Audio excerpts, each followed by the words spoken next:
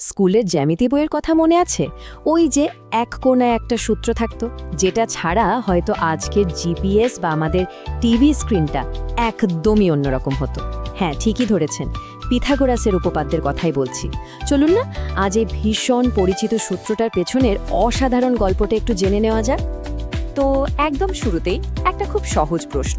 আচ্ছা, একটা সমকোণী ত্রিভুজের যে তিনটে বাহু থাকে তাদের মধ্যে সম্পর্কটা ঠিক কি হতে পারে?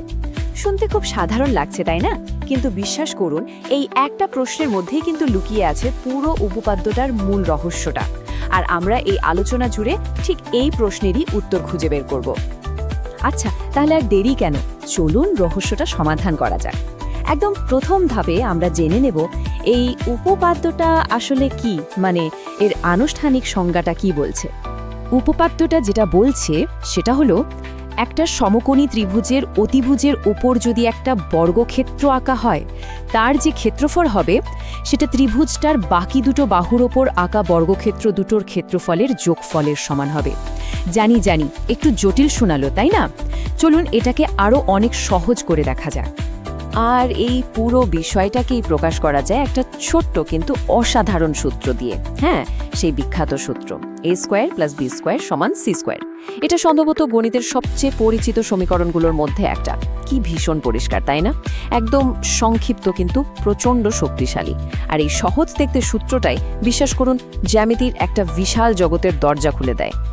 এখন কথা হলো, এই যে আমরা বললাম এ, বি আর সি, এগুলো তো শুধু কয়েকটা অক্ষর, তাই না? আসলে তো এরা প্রতীক। কিন্তু জ্যামিতিতে এদের আসল পরিচয়টা কি?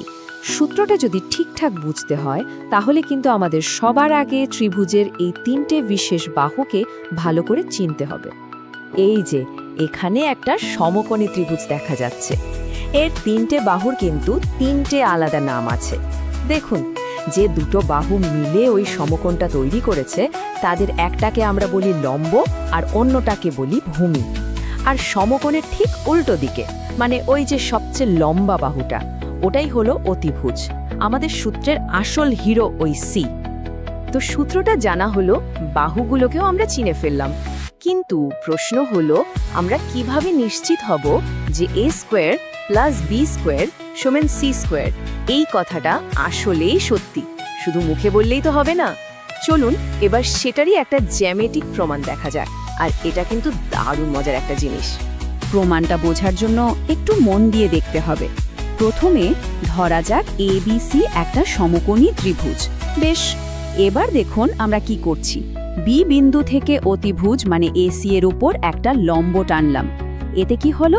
এতে কিন্তু মূল ত্রিভুজটা ভেঙে দুটো নতুন ছোট ছোট ত্রিভুজ তৈরি হলো। আর জ্যামিতির একটা দারুণ নিয়ম আছে, সেই অনুযায়ী এই ছোট ত্রিভুজ দুটো আর আমাদের মূল বড় ত্রিভুজটা, এরা সবাই পরস্পরের সদৃশ, মানে দেখতে একই রকম, শুধু আকারে ছোট বড়। আর এই সদৃশ হওয়ার কারণেই আমরা দুটো সমীকরণ বের করতে পারি। একটা থেকে পাওয়া যায় AB² আর অন্যটা থেকে BC²। এবার আসছে আসল জাদু। যখন আমরা এই দুটো সমীকরণকে একসাথে যোগ করে দিই, তখন একটা অসাধারণ ব্যাপার ঘটে।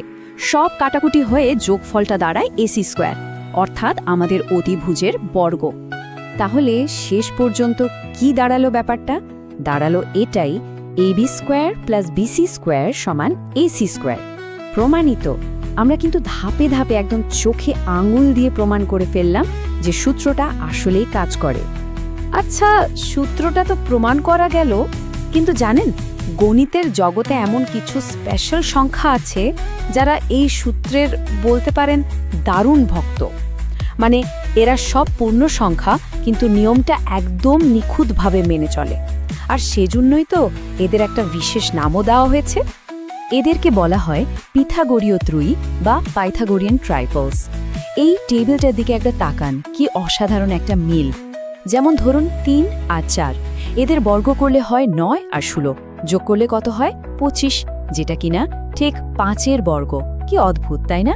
একইভাবে 5, 12, 13 বা 8, 15, 17 এরকম আরও অনেক জাদুকরী সংখ্যার সেট আছে। এতক্ষণ তো অনেক জ্যামিতি আর সংখ্যা নিয়েই কথা হলো, তাই না? কিন্তু আসল প্রশ্ন তো অন্য জায়গায়। আমাদের প্রতিদিনের জীবনে এর কাজটা ঠিক কী? মানে এটা জানাটা কেন জরুরি? চলুন সেটাই এবার দেখা যাক। এর ব্যবহার কিন্তু আক্ষরিক অর্থেই আমাদের চারপাশে ছড়িয়ে আছে। ধরুন, বাড়ি বানানোর সময় মিস্ত্রিরা যে একদম নিখুঁত 90 ডিগ্রি কোণ তৈরি করেন, তার পিছনেও কিন্তু এই সূত্র। আবার ভাবুন, জাহাজ বা প্লেন যখন দুটো জায়গার মধ্যে সবচেয়ে ছোট পথটা খুঁজে বের করে, তারাও কিন্তু এর সাহায্য নেয়। এমনকি আমাদের স্মার্টফোনের জিপিএস প্রযুক্তি, সেটাও প্রতি মুহূর্তে এই সূত্র ব্যবহার করেই কিন্তু আমাদের সঠিক অবস্থানটা দেখিয়ে দিচ্ছে। আর ঘরের টিভি বা কম্পিউটারে মনিটর, আচ্ছা, ওটার গল্পটা একটু আলাদা করে বলি। আচ্ছা, একটা কথা ভাবুন তো, দোকানে গিয়ে যখন আমরা শুনি যে একটা টিভি 50 ইঞ্চি, এই মাপটা আসলে কিসের? এটা কি টিভির দৈর্ঘ্য নাকি প্রস্থ, কোনটা? না, কোনোটাই না। এই 50 ইঞ্চি হলো আসলে টিভির স্ক্রিনের কোনাকুনি দৈর্ঘ্যটা, মানে কর্ণ বরাবর যে মাপ সেটা। আর এই কর্ণটা আসলে কি? হ্যাঁ, ঠিক ধরেছেন, এটা হলো স্ক্রিনটাকে একটা সমকোণী ত্রিভুজ ভাবলে তার অতিভুজ। তার মানে পরের বার যখনই কোনো স্ক্রিনের মাপ শুনবেন, মনে রাখবেন আসলে আপনি পিথাগোরাসের উপপাদ্যের একটা জ্বলজ্বন্ত উদাহরণ দেখছেন। দেখুন, পিথাগোরাসের উপপাদ্য আসলে আমাদের এটাই দেখায় যে গণিত শুধু বইয়ের শুকনো পাতায় সীমাবদ্ধ নয়। এটা আমাদের চারপাশে জগতের এক অদৃশ্য চালিকা শক্তি, যা পৃথিবীকে একটা নিয়মে বেঁধে রেখেছে। আর এখানেই একটা বড় প্রশ্ন থেকে যায়, আমাদের চারপাশে এমন আর কোন কোন গাণিতিক নিয়ম এভাবে লুকিয়ে আছে যা নীরবে এই গোটা বিশ্বকে নিয়ন্ত্রণ করে চলেছে?